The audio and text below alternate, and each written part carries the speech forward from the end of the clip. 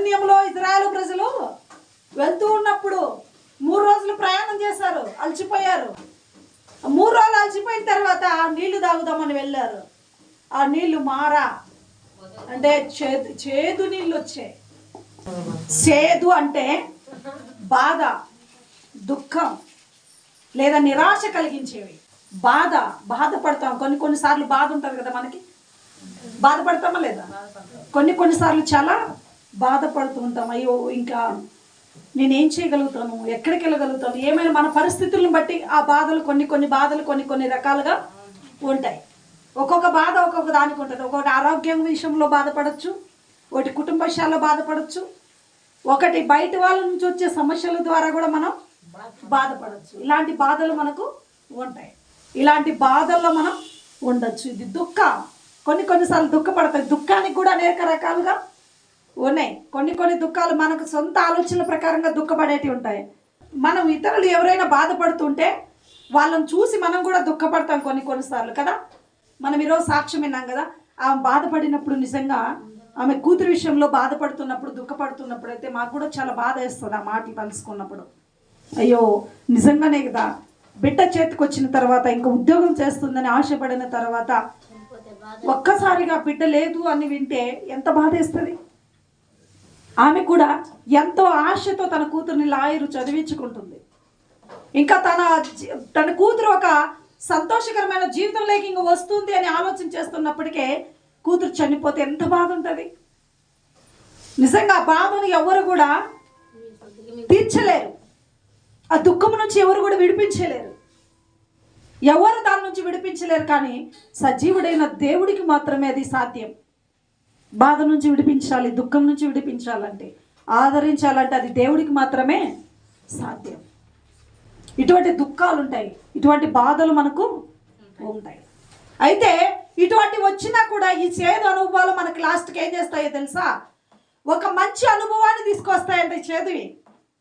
మనకు అనిపించచ్చేమో ఇప్పుడు దీని ద్వారా మనకు బాధ కలుగుతుందే, దుఃఖం వస్తుందే, నిరాశ వస్తుందే అని బాధపడొచ్చేమో. కానీ ఒక సమయాన అది మనకు మేలు తీసుకొస్తుందంట. ఎందుకంటే వీటిలో మనం అనుభవించి మనం ఏం చేస్తాం? లాస్ట్కి వచ్చేసరికి స్థిరమైన మనసు మనకు వస్తుంది. వాటిలో నిలవబడడానికి శక్తి మనకు వస్తుంది. వాటిని జయించుకోవడానికి బలం మనకు వస్తుంది. ఈరోజు మనకు సేదే అనొచ్చు, కానీ ఆ సేదు జీవితమే ఒక సమయాన మనకు సంతోషకరమైన జీవితానికి అది ఒక అనుభవ మార్గం చూపిస్తుంది. మనం కొన్ని కాయలు తింటున్నప్పుడు కూడా చూడండి, కాకరకాయ చూడండి, చాలా చేదుగా ఉంటుంది కదా. మనం ఏం చేస్తాం? కాకరకాయ తినాలంటే తినం మనం. అయ్యో చేదుగా ఉంటుందని తినం. కానీ కాకరకాయ చాలా ఆరోగ్యానికి మంచిదని అందరూ కూడా, డాక్టర్లు కూడా అదే మాట మాట్లాడుతూ ఉంటారు. అనేకులు ఆ మాటలు చెప్తుంటారు. కాకరకాయ ఆరోగ్యానికి చాలా మంచిది, అది క్యాన్సర్ని కూడా నివారిస్తుందంట, ఆరోగ్యానికి చాలా మంచిది అని అందరు చెప్తారు. మనం ఏం చేస్తాం? అది చేదుగా ఉంటుందని దాని పక్కన పెడతాం. చేదు కలిగినది మనకు ఒక సమయాన మంచి కలుగజేస్తుందని మనకు అర్థం కాదు. ఈ చేదు అనుభవంలో వీళ్ళు కూడా ఉన్నారు, ప్రజలు బాధలో ఉన్నారు, వాళ్ళు కూడా దుఃఖంలో ఉన్నారు. అయ్యో ఈ స్థలంలో మనం ఎందుకు వచ్చాం, ఎందుకు మనకి ఈ పరిస్థితి, నీళ్ళు లేక చచ్చిపోతామేమో ఇంకా అని బాధపడుతున్నారు, భయపడుతున్నారు. అప్పుడు దేవుడి దగ్గరికి వెళ్ళి మోషే ప్రార్థన చేస్తాడు. అయ్యా ఈ పట్టణంలోకి మేము వచ్చాం, ప్రదేశంలో నీళ్లు చేదుతున్నాయి, ఎలాగా ఈ ప్రజలందరూ నీళ్లు తాగడానికి లేదని సనుగుతూ ఉన్నారు, గొనుగుతూ ఉన్నారు, మేము ఎలా, నేనేం చేయాలి, వీళ్ళందరికీ నీళ్ళు ఎక్కడి నుంచి తీసుకొచ్చి వాళ్ళని మొర్రపెట్టుకున్నాడు. మనకు కూడా ఈ సేదు అనుభవం వచ్చినప్పుడు, సేదు అనుభవం అంటే ఏం చెప్పా?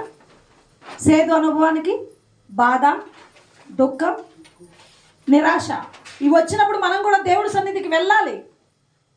అది ఎక్కడైనా కావచ్చు, మనము మన పరిస్థితిని బట్టి, మనం ఉంటున్న ప్లేస్ అది ఏదైనా కావచ్చు, ఉంటున్న స్థలంలో మనం మోకరించి, ప్రభా ఇదిగోనైనా ఈ సేదైన అనుభవంలో నేను ఉన్నాను, దాని నుంచి నువ్వు విడిపించమని దేవుడి సన్నిధిలో మనం ప్రార్థన చెయ్యాలి. మోషే కూడా అలాగే ప్రార్థన చేశాడు. ప్రార్థన చేసినప్పుడు దేవుడు ఒక సలహా ఇచ్చాడు. ఇదిగో పక్కన ఒక చెట్టు ఉంది, చూస్తున్నావా? దేవుడు చెప్పాడు కదా అని మోషే ఏం చేశాడు? కొమ్మని నరికి ఆ నీళ్ళలో వేసేస్తాడు. ఎప్పుడైతే కొమ్మను ఆ నీళ్ళలో వేసాడో ఆ నీళ్లు మధురముగా మారిపోయాయి. దేవుని నామానికి మహిమ కలుగును గాక. ఎప్పుడైతే మధురముగా మారిపోయాయో వారందరూ కూడా ఏమైపోయారు? సంతోషిస్తున్నారు, ఆనందపడుతున్నారు. ఒక చేదుగా ఉన్న నీళ్ళని మధురముగా దేవుడు మార్చాడంటే వారికి ఎంత సంతోషం, ఎంత ఆనందం. వారు ఆనందపడ్డారు. వాళ్ళందరూ కూడా ఆ నీళ్లు తాగి వాళ్ళ ప్రాణాన్ని తెప్పరిల్ల చేసుకొని ఆ నీళ్లు తాగిన తర్వాత వాళ్ళ ప్రయాణం చాలా వరకు దేవుడు కొనసాగించాడు.